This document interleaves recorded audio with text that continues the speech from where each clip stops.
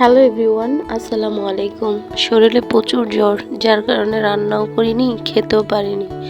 কিন্তু পেট তো তা মানছে না, প্রচুর খিদা লেগেছে, তাই কষ্ট করে উঠে রান্না করতে গেলাম। তো তেলাপিয়া মাছ নিয়েছি 2টা। এখন এগুলো সুন্দর করে হলুদ মরিচ মাখিয়ে ভাজতে দিয়েছি। প্রথমে ভেবেছিলাম ভাজা মাছ দিয়ে ভাত খেয়ে ফেলবো, পরে ভাবলাম না, কিছু একটা করা যাক। আর আমার একটা বদ অভ্যাস, যতবার কিছু না কিছু ধরবো ততবারই হাত ধোবো। প্রচুর পানি হাতানোর কারণে এখন আমার ঠান্ডা জ্বর। ওষুধ খাচ্ছি, তারপরেও ঠান্ডা জ্বর কন্ট্রোল করতে পারতেছি না। মাঝে মাঝে না আমি ভাজা মাছ উল্টাতে পারি না। তোমরা কি ভাজা মাছ উল্টাতে পারো? অবশ্যই কমেন্ট করে জানাবা। এই তো মাছগুলা কিন্তু পারি না বলে আবার উল্টিয়েও দিয়েছি। তো একটা মাছ রেখে দিয়েছি, এটা মেয়েকে খাওয়াবো। আর বাকিগুলো তরকারি রান্না করে আমরা খাবো, কারণ আমার মেয়ে তরকারি খেতে চায় না। পেঁয়াজটা প্রথমে আমি কুচি নিয়েছি, তারপরে যে সুন্দর করে তেলে দিয়ে বেরেস্তা করে দিচ্ছি। আর একটুখানি লবণ দিয়ে দিলাম, মানে 1 চামচ পরিমাণ মতো, 1 চামচ হলুদ, 2 চামচের মতো মরিচের গুঁড়া দিয়েছি, কারণ ঝাল ঝাল তরকারি আমার একটু ভালো লাগে। আর যেহেতু ঠান্ডা জ্বর আমার, তাই একটু ঝাল ঝাল খেলেই বেশি মজা লাগবে। তো মশলাটা কষানোর জন্য একটু পানি দিয়ে সুন্দরভাবে নাড়াচাড়া করে মশলাটা কষিয়ে নিলাম কিছুক্ষণ।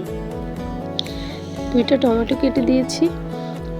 এই টমেটোটা একটু কষাবো কিছু। তো টমেটো দিয়ে এখন আমি ঢাকনা দিয়ে দিলাম। কিছুক্ষণ ঢাকনাটা দিয়ে রেখেছি। টমেটোটা একদম সিদ্ধ হয়ে গেছে আর আমার মশলাটা একদম সুন্দরভাবে কষানো হয়ে গেছে। তো একটা বোট মরিচের অর্ধেকটা ছিল, সেটাও দেওয়া হয়ে গেছে। এখন আমি পানি দিয়ে দিলাম, মানে ঝোল দিয়ে দিলাম। তো ঝোলটা একটু বলক হওয়া পর্যন্ত অপেক্ষা করব। তারপরে মাছগুলো একে একে সুন্দরভাবে দিয়ে দেব। দেখতে পাচ্ছ পানিটা খুব সুন্দরভাবে ফুটে এসেছিল। তারপরে এই যে মাছগুলো দিয়ে দিলাম, দিয়ে সুন্দর করে এগুলো উল্টে পাল্টে দিব, একটু নাড়াচাড়া করে। তো এভাবে আমার রান্না হয়ে যাবে। তো আমার বেবিটা প্রচুর কান্না করতেছিল, ওকে একটু রাখতেছিলাম। তারপরে একটু ঠান্ডা হয়েছে, দোলনাতে শোয়াই দিয়ে তারপরে আবার রান্না করে চলে আসলাম। তো ঢাকনাটা উঠিয়ে দেখলাম, তারপরে কালারটা অনেক সুন্দর এসেছে, তাই না? একদম লাল লাল। এখন মাছগুলো আবার একটু উল্টিয়ে দিচ্ছি, যাতে ভালোভাবে মাছের ভিতরে মশলা ঢুকে।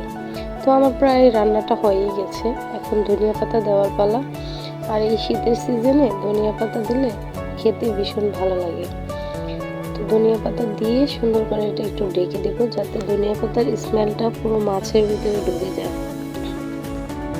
তো রান্নাটা দেখতে খুবই সুন্দর হয়েছে, আশা করি খেতে অনেক ভালো হবে। রান্না করতে সবাই পারে, কিন্তু আমি একদমই সহজভাবে রান্না করি।